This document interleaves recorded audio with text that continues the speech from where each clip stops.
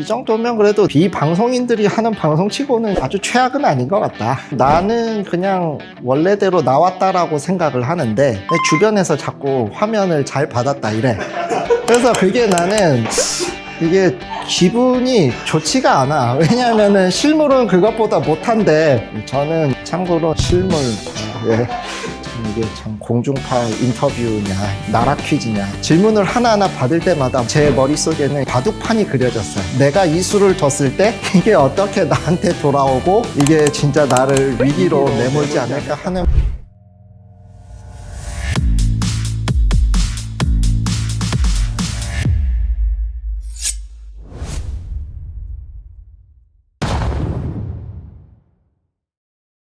안녕하십니까. 치과의 성지연 채널의 성지연 원장입니다. 오늘은 이제 최근에 MBC에서 저한테 인터뷰 요청이 왔었습니다. 조금은 이슈가 됐던 폐업하면서 적절한 후속 조치가 취해지지 않았던 먹튀 치과와 관련된 저희 치과 유튜브를 보고 인터뷰를 했으면 좋겠다라고 연락을 주셨습니다. 보면은 이 사태의 핵심을 중립적으로 잘 짚어주셔서 저희가 방송 인터뷰를 부탁드리고 싶어서 이쪽으로 연락드렸다. 이런 이제 연락이 주말 사이에 와 있었고, 이 변방에서 유튜브 채널을 하고 있으면서 구독자도 이렇게 마음처럼 쉽게 늘지도 않고 조회수도 떨어졌다 올라갔다 할 때마다 내가 제대로 하고 있는 게 맞나 근심이 있었는데, 그래도 어쨌든 저희 영상을 좋게 봐주셨던 거니까 인정받은 느낌이 들어서 기분도 좋고, 방송도 기회가 있으면 나가보는 것도 나쁘지 않다라고 생각을 해서 제가 인터뷰에 응하기로 말씀을 드렸고, 당일 저녁에 저희 치과에 오셔서 인터뷰를 촬영하는 걸로 얘기가 됐습니다. 예전에 이제 제가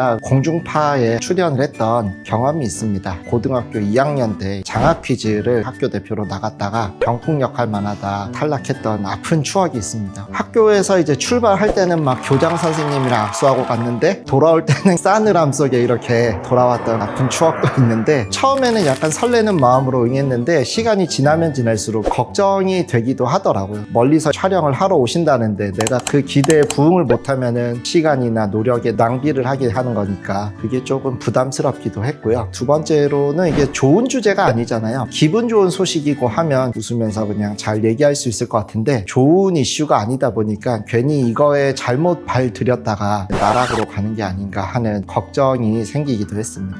당연히 됐죠. 지금 1900명 정도 구독자분이 계시는 걸로 아는데 그 중에서 아마 일부분이 시청을 해주실 거라고 생각을 해요. 근데 또 공중파의 영향력이 많이 줄었다고는 하지만 그래도 공중파잖아요. 그래서 굉장히 긴장되기도 했습니다. 야구 선수도 2군에서 잘하던 선수들도 1군 콜업 돼가지고 이제 죽쓰는 경우 많이 보잖아요. 그래서 저도 이제 그렇게 되지 않을까 노심초사했습니다. 일단 진료 마치고 나서 조금 여유 있는 동안 제가 무슨 얘기할지 종이에다가 적어보기도 했고, 작가님께서 제 영상에서 제가 말했던 내용을 기반으로 해서 스크립트를 주시더라고요. 그래서 그거 보면서 조금 수정해서 인터뷰에 응하게 됐죠. 촬영 자체는 1시간 정도 했던 걸로 기억합니다. 그리고 장소는 저희 치과 상담실에서 했고요. 촬영 오신 분들은 이제 남자분 한 분하고 여자분 한 분이셨고, 카메라는 총 2대로 촬영을 했습니다. 카메라 1대 정도는 좋은 카메라기는 했는데 나머지 하나는 미러리스 이런 걸로 찍은 것 같더라고요. 그리고 제가 그냥 잔잔발이라 그런지 조명까지 치면서 찍지는 않았던 것 같습니다. 실제 방송됐던 부분을 보면서 말씀을 드려볼게요. 임플란트 구조물을 끼우고 하는 그런 영상이 있는데 이것만 한 10번 이상 한 것 같아요. 분명히 잘 한 것 같은데 또 찍고 또 찍고 끼웠다 뺐다 하면서 스케치를 담는 과정이 있었습니다. 내용들은 이제 제가 이전에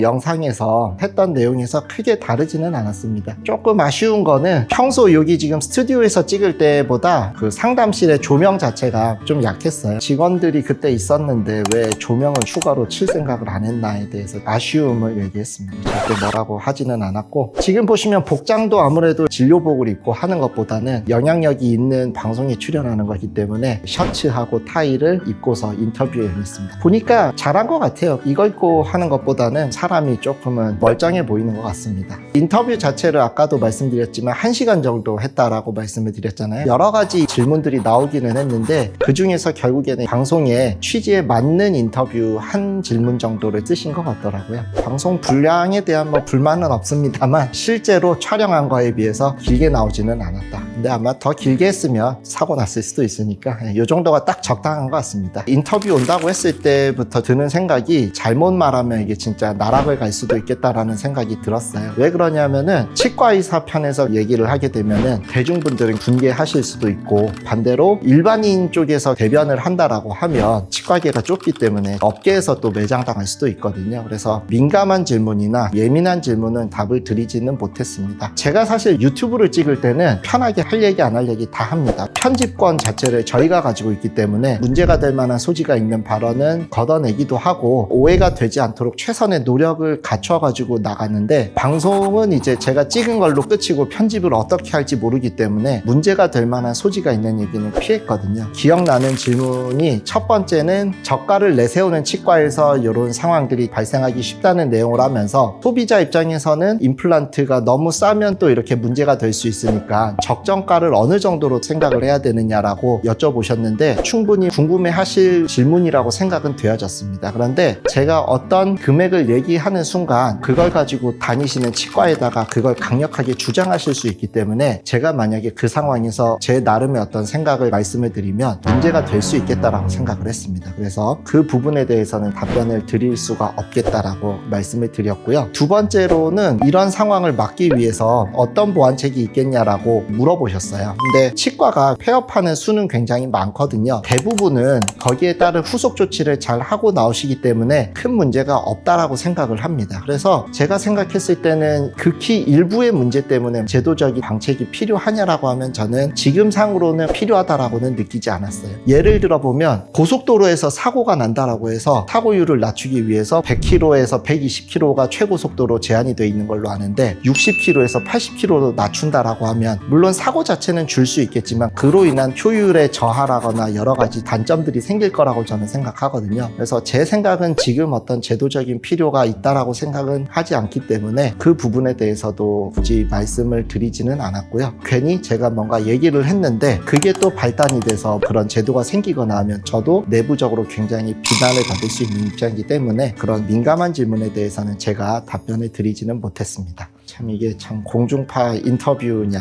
나락 퀴즈냐 질문을 하나하나 받을 때마다 제 머릿속에는 바둑판이 그려졌어요. 내가 이 수를 뒀을 때 이게 어떻게 나한테 돌아오고 이게 진짜 나를 위기로 내몰지 않을까 하는 바둑 두는 심정으로 인터뷰에 응했던 것 같습니다. 한 번은 이제 인정받는 날이 언젠가는 오지 않을까 하면서 버텨왔는데 인정을 받은 것 같아서 굉장히 좀 흐뭇하기도 했고 이게 사실은 그렇습니다. 자영업도 그렇고 어려울 때가 뭐냐면은 회사에 다니면서 위에 상사가 있거나 하면은 내가 지금 이거를 제대로 하고 있느냐 잘못되고 있느냐에 대한 어떤 피드백이 확실하게 저한테 올 것 같거든요. 근데 제가 유튜브를 본격적으로 운영하기 시작한 지는 이제 1년 정도가 이제 돼가는 것 같더라고요. 근데 과연 이게 제대로 잘 하고 있는 게 맞나에 대한 계속된 고민이나 내가 잘 못해서 부진한 부분이 있지 않을까 하는 이런 걱정들은 항상 가지고 있었는데 그래도 어쨌든 전문적인 분야에 계신 분께서 인정하고 연락 주신 거에 대해서 굉장히 감사하고 뿌듯하게 생각했던 것 같습니다. 제일 뭔가 그래도 이걸 통해서 얻을 수 있었던 거 어머니께서는 TV에 나왔다고 조금은 기뻐하는 느낌을 보이신 것 같아서 하나의 효도를 조금 더 한 것 같아서 좋았던 것 같습니다. 나이 먹고 하니까 이제 뭐 장가도 안 가고 부모님께 기쁨을 드릴 기회가 별로 없었던 것 같습니다. 없었던 것 같은데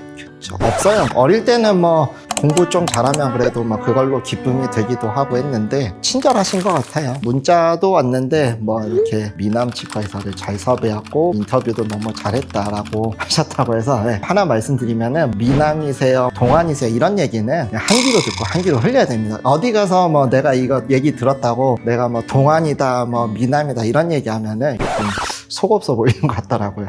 이게 너무 덕분에 앞서 말씀드렸던 대로 자식된 입장으로서 부모님께 효도할 수 있는 큰 기회를 주신 점 너무나 감사드리고 좋은 말씀을 이렇게 해주셔가지고 좋게 마무리가 된 것 같아서 저도 굉장히 기쁘게 생각합니다. 부족한 인터뷰 일을 좋게 봐주신 점 다시 한번 감사드립니다. 항상 좋은 방송 하시기를 응원드리도록 하겠습니다. 감사합니다. 시청해주신 분들 덕에 또 그래도 저희 영상이 알고리즘에서 올라가가지고 공중파 방송 작가님한테 눈에 들어온 게 아닌가 싶어요. 앞으로도 이제 많은 응원과 격려를 보내주시면 좋겠고요. 채널이 좀 더 성장하려면은 시청해주시는 분들께도 너무너무 감사하지만 좋아요와 구독 이런 것도 해주면은 채널이 잘 성장할 수 있는데 도움이 되지 않을까 싶습니다. 오늘도 이 영상 시청해주셔서 감사합니다.